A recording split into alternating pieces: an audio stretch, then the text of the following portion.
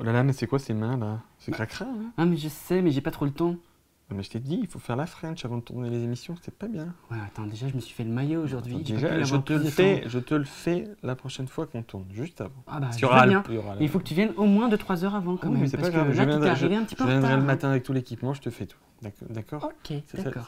Ah merde. Bonjour, spectateurs de Bacast. Nous sommes contents de vous accueillir, Très content. virilement contents, Mmh. et bienvenue dans ce Bacast mini consacré À Sailor Moon Crystal, la série remake de Sailor Moon, donc des années 80. 10. 10, oui, exactement. Oh là là. Il faut pas trop se Oui, vieillir. oui, hein. quand Non, même. non, on passe Fabien, comme ça. comment tu vas? Ça va et toi? Ça va toujours, ça Oui. va. Moi, je suis content, la vie est belle. Bon, ça va. Bon, bah, ok, on perd un peu notre temps, alors qu'il fait beau Il fait dehors. beau, Bon, C'est pas grave. parce qu'on a beaucoup d'amour à revendre. Voilà. C'est pour vous, les amis. Et c'est une série qui parle d'amour aussi, d'une certaine Et manière. oui, exactement. Alors, Sailor Moon Crystal est donc le remake de Sailor Moon, mais alors vous savez, cette série mythique qui faisait 200 épisodes, ils ont décidé d'être beaucoup plus fidèles au manga, voire de suivre complètement Oui, le manga. d'aller sur le terrain de la transposition pure. Exactement, plutôt de l'adaptation, effectivement, parce que là, on enlève tout filler et on arrive à 26 épisodes. Alors t'imagines 200 en 26. Voilà, il y a du travail.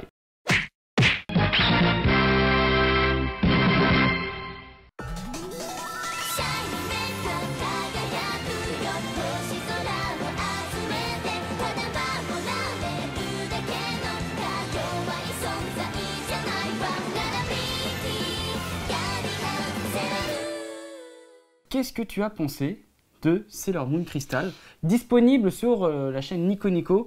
Alors par contre, il n'y a pas de sous-titrage français, c'est que de l'anglais. Et la qualité vidéo, elle est...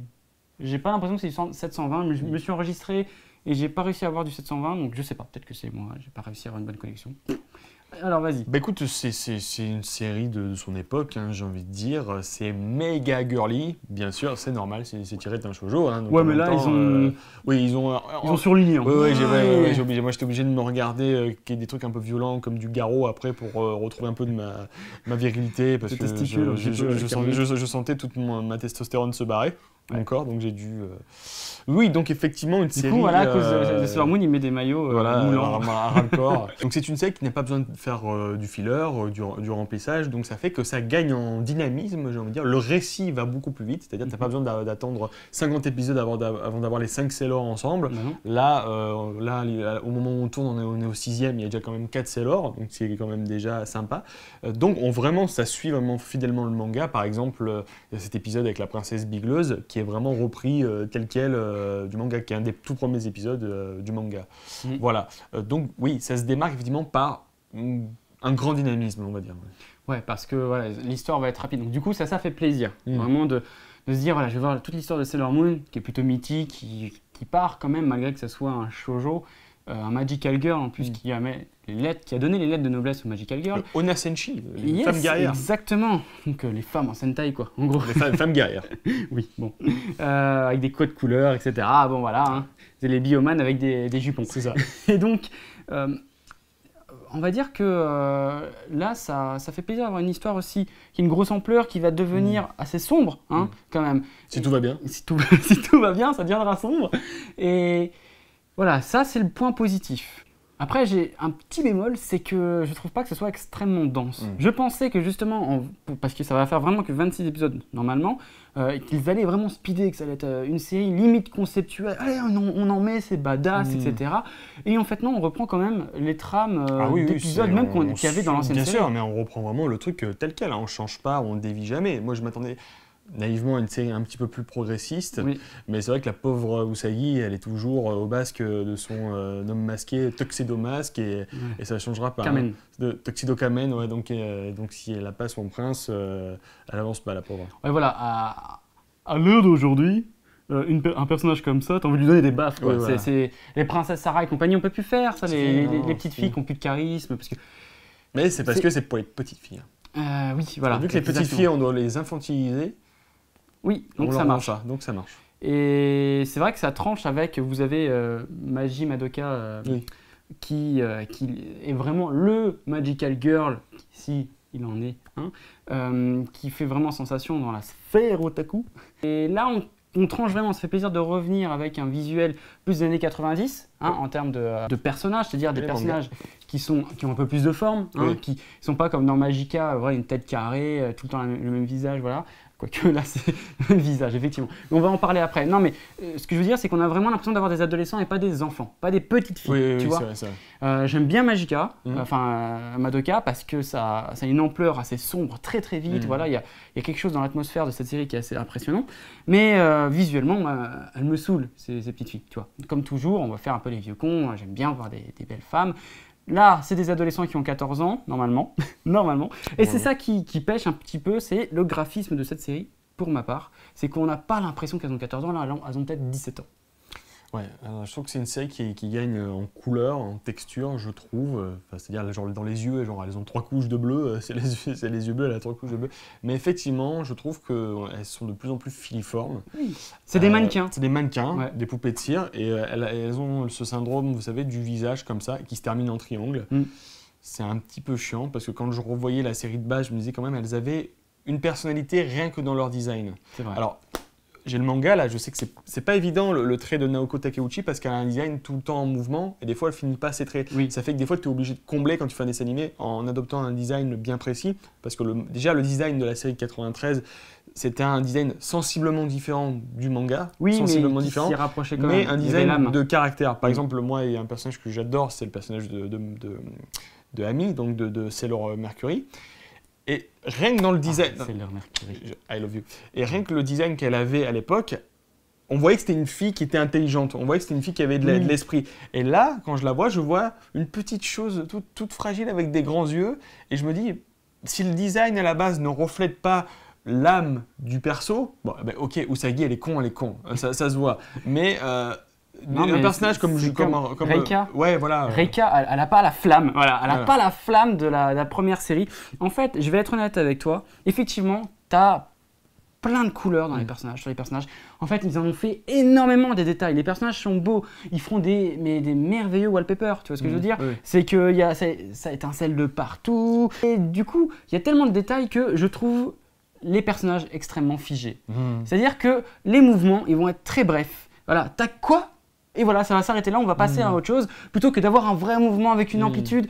Non, parce qu'il y a beaucoup trop de détails. Ils ont poussé trop loin le trait, qui est vraiment chirurgical. On a un trait parfait. Et moi, ça me perturbe toujours quand c'est trop net. Des bordures marron et plus des bordures noires. Hein.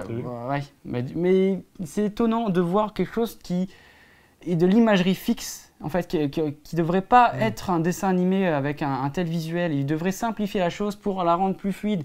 On est dans une série avec plein de couleurs, etc. déjà, de par leur costume, qu'on n'a pas besoin d'avoir des visuels aussi léchés. Là, c'est trop. C'est trop. Et je ne trouve même pas ça beau, désolé, mais c'est trop parfait. Il n'y a pas d'âme qui est retranscrite dans ces personnages. C'est pour ça que je voulais rebondir là-dessus. C'est que pour moi, les personnages, ils n'ont pas vraiment cette étincelle de vie qu'il y aurait avec les autres. La série de base, rien que les méchants, par exemple, on sent que les méchants avaient quand même des attitudes beaucoup plus texturées, j'ai envie de dire. Ouais, et surtout nuancées, c'est-à-dire qu'ils étaient un peu vicelards. Oui, c'était un peu vicelards. Surtout leur scène de transformation, elle était assez glauque, si vous vous en souvenez. Là, non, on voit qu'ils vivent tous dans un joli palais. C'est plutôt clean. Plutôt clean parce que dans la série originale, on avait des zones de sombre où on voyait rien. Oui, tout ce qui est noir. Vous savez, les caches-misères qui faisaient que les angles étaient noircis. Tu gagnais en ambiance. Ouais, ça gagnait énormément en ambiance. Et là, c'est trop lisse. Il n'y a pas ces idées qui vont t'oppresser vraiment. De toute manière, on est d'accord que c'est une série qui servira avant tout à vendre des produits dérivés. C'est pas une fin en soi. Donc, tu vois, je pense qu'ils ont mis juste le soin qu'il fallait. Mais en attendant, mais après je trouve qu'il y a des trucs pas mal, genre par exemple j'aime tout ce qui est tous les high catch, je les trouve très beaux, le générique je le trouve vraiment super sympa. Générique, voilà, génial, parenthèse, génial, le générique est super dynamique. La musique est super. Bonne zik, effectivement. Par contre tu vois que c'est une série qui ne peut pas se débarrasser de la série originale parce que les scènes de transformation sont identiques, elles sont updatées. La transformation n'était pas dans le manga, il me semble. Non, parce que bien sûr tu reproduis pas en plus cette même transformation dans le manga. La chorégraphie, bien sûr. Qui était aussi le point fort de la série, cette espèce de chorégraphie. Là ils reprennent la même en 3D, avec plus ou moins du cel shading. Ouais, c'est une 3D aplatie. Alors la 3D, oui, vous allez en avoir, vous allez en croquer, ça c'est clair, même si c'est de la 2D. C'est dommage. Mais la transformation reste belle. Non, c'est très harmonieux. Du coup, c'est fluide. C'est beau parce qu'encore une fois, il y a une belle musique, il y a un dynamisme. Mais c'est dommage. Et c'est un instant que t'attends aussi. Tu veux le voir, cette transformation. Ça fait partie du contrat tacite entre la série et toi. T'as envie de voir ça. Je suis désolé. Je pardonne pas Mercury quand elle se transforme avec toute l'eau là. Qui est dégueulasse. T'as l'impression que c'est... Ah non, c'est de l'eau de PlayStation. Ça marche pas quoi. Ah, l'eau, c'est toujours le problème de toute façon.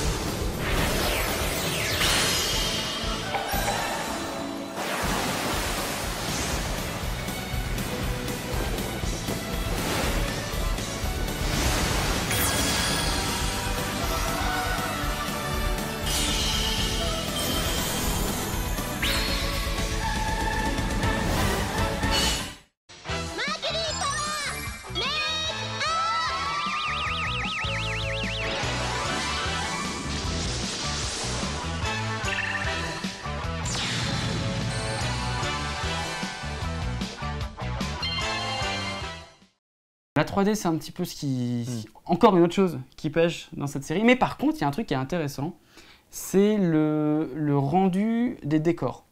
Alors, ils sont partis sur un premier plan assez net, tout très travaillé, brillant, etc. Et souvent, ils te balancent un arrière-plan, donc un décor, la maison du Sagi, etc., l'école, en image 2D, un peu pastel. Et ça m'a rappelé la première série, et j'ai trouvé ça assez intéressant de mêler du coup les deux, l'ancien et le nouveau, tu vois, dans l'image, alors qu'on reste en 2D. C'était assez intéressant. Surtout pour les passages de jour. Hein. La nuit, c'était un petit peu... Oui, non, c'est pour les passages de jour, j'entends. Et j'avais vraiment l'impression de revoir limite les mêmes plans quand on est dans la maison du Sagi, tu vois. C'est possible. Donc le même plan peut-être retravaillé, peut-être parce que aussi ça adapté du manga. Donc ça, c'était assez intéressant. Vraiment. Et en plus, du coup, comme c'est un peu pastel, vous savez, c'est pas les dessins terminés. Voilà, oui. Toujours des bordures un peu blanches. Voilà, exactement. Donc on revient un petit peu sur un délire manga d'époque. Et ça, c'est ce que j'ai vraiment bien apprécié. Et on a vu que 6 épisodes. À part le point de vue vraiment graphique et le rythme, on peut rien vous dire de plus. Mais en tout cas, ça promet au moins une histoire. Je sais pas si ça va aller dans la noirceur, je pense que ça va aller dans l'émotion. Oui, plutôt dans l'émotion. Dans la noirceur, je sais pas, parce que même les moments de noirceur qu'on a vus dans ces 6 premiers épisodes sont désamorcés assez rapidement. Ouais, bah oui, c'est ça. Parce qu'il faut quand même caresser le public dans le sens du poil, il faut pas que ce soit trop violent non plus. Oui, mais tu vois, ce qui était la force de tous ces Magical Girls, et la même chose pour Madoka, c'est que c'est des petites filles aux yeux étoilés, voilà, si tu t'en fiches ou pas, c'est comme tu veux, mais au moins... Elles prennent cher. Voilà, elles prennent cher. Je veux dire, rien que dans la première saison de Sailor Moon d'époque, la première saison, on arrive aux 50 épisodes, au 50e, tu te dis mais elles ont mal, tu vois, elles souffrent, ça fait mal de voir, pas une innocence, mais des filles qui sont d'apparence un peu faibles, tu vois, c'est pas des cannes survivants, tu vois, partir dans des combats épiques, avoir des blessures pareilles, souffrir autant comme la team de Son Goku qui va souffrir autour de Broly, bah là, du coup, c'est plutôt les Sailor, et ça fait plaisir de voir ça, quoi. J'ai peur qu'on n'ait pas ça. On verra bien. Wait and see. On verra bien. Est-ce qu'il y avait autre chose à dire? Oui, bah peut-être on va inciter les gens à aller se procurer les éditions de Pika. Oui, les magnifiques, très très beaux mangas qui sont édités depuis maintenant 2 ans. Donc voilà, je crois qu'ils sont bientôt à la fin. Je crois qu'on a plus d'une douzaine de volumes. Il y en a 13-14 et tout. Il y a même Sailor V aussi qui est sorti. Donc, et les couvertures sont magnifiques. Les couvertures sont géniales. La nouvelle traduction est très belle. Non, franchement, si vous aimez Sailor Moon... Voilà, de toute façon, je pense que vous l'avez déjà procuré. Oui, c'est un super travail. Déjà, l'édition qu'on avait eue, Glénat, était bien, mais celle-là, quand même, est bien supérieure. Donc voilà, très beau boulot, comme d'habitude chez Pika, de toute façon. C'est vrai. Regardez quand même la série, dites-nous ce que vous en pensez. Il y a plusieurs écoles, l'ancien, le nouveau, voilà. C'est toujours un petit peu le conflit, est-ce qu'on est des vieux cons ou pas? Est-ce que ça s'adapte bien au jeune public? Parce que c'est le principal, au final. Quand ça sortira en France, ça va cartonner. Et, tu vois, je préfère à la rigueur ça, donc on va pas dire un reboot, une réadaptation du manga, ok, même si c'est une transposition, c'est pas une vraie adaptation, plutôt que ce qu'ils ont fait de Dragon Ball Kai. Ah oui, carrément. Enfin, avec Dragon Ball Kai, c'est-à-dire pour Kai, en fait, ils ont repris tous les épisodes de Dragon Ball Z et ils les ont croppés, donc ont zoomé dans l'image pour l'avoir en 16/9, retraduit en HD. Et ils ont changé pas mal de... Alors déjà, de musique. Des petits dessins qu'ils ont modifiés, mais surtout, voilà, les musiques... Catastrophique. Ils ont enlevé toutes les musiques pour en mettre des rock chiantes. Vraiment... Ça enlève toute l'âme de Dragon Ball Z. Oui. On ne retouche pas. On ne retouche pas ce qui a été fait. Ça a été fait, ça doit être gravé dans le marbre. On peut en refaire à côté si on veut, mais on ne fait pas du George Lucas-like, quoi. Ah non, moi je suis d'accord. De toute façon, une œuvre, quand elle est faite, ne doit pas être altérée. C'est fait, elle est dans le temps, elle est comme ça, voilà. Donc si tu refais l'histoire, tu l'as refait pour une autre époque, ce qu'ils ont fait là, ce qui est plus louable, je trouve. Et puis... Et finalement, ça a le même concept. L'idée, c'est de toucher un autre public. Oui, voilà. Avec une histoire plus courte. La sensibilité d'aujourd'hui, le format d'aujourd'hui, le rythme aussi qui est différent. Le son est différent. La musique que les gamines elles écoutent aujourd'hui, c'est pas la même qu'il y a 20 ans. Sûr, ouais. Donc tu peux pas refaire la même chose. Non, je préfère au moins voir un remake qui laisse l'œuvre originale comme elle est et partir autre chose, parce que dans 30 ans, peut-être qu'ils referont encore une autre série Sailor Moon, ça là sera ringard, ils en referont peut-être une autre. Puis voilà, ils toucheront pas celle-là, tu vois. Donc non, tu laisses. Vous imaginez, vous, la série Cobra avec des inserts en 3D avec des vaisseaux. Non. Voilà, non. Du coup, Cobra, c'est encore un exemple où ils ont refait une série Cobra, toujours dans l'idée d'être plus fidèle au manga. Plus fidèle au manga, ça c'est toujours l'excuse. Bon, après, ça a le mérite d'avoir le manga en animé. C'est l'excuse de tout reboot ou de tout remake, plus fidèle, parce qu'on n'a jamais fait ça sous cet angle-là. Et du coup, ça perd souvent d'adaptation, ça perd souvent d'âme. C'est ça. Et oui, alors moi je suis très content que Cobra, ils n'aient pas mis leur incruste 3D de vaisseau dégueu sur la série de Dezaki. Je pense qu'ils auraient foutu le feu au studio. Là, j'aurais pris l'avion, je serais allé dans le studio de la TMS, j'aurais fait pourquoi Bon, Rayon Delta. Non, dites-nous ce que vous pensez donc de Sailor Moon. Procurez-vous les mangas, parce que ça reste quand même un très très grand classique, une belle édition. Et pour un shoujo, il y a des décors. Et oui, c'est vrai. C'est impressionnant. Voilà, en tout cas, toi, on te retrouve dans Tokuscope. Ça change pas. Tu feras un bisou à Jordan. Ce sera fait. Ok, et puis moi je vous embrasse, et d'ici là, portez-vous bien, et à un prochain Baccast, Backanime, ou alors même Baccast et Mini. Salut. Coucou. 月に変わって足焼きよ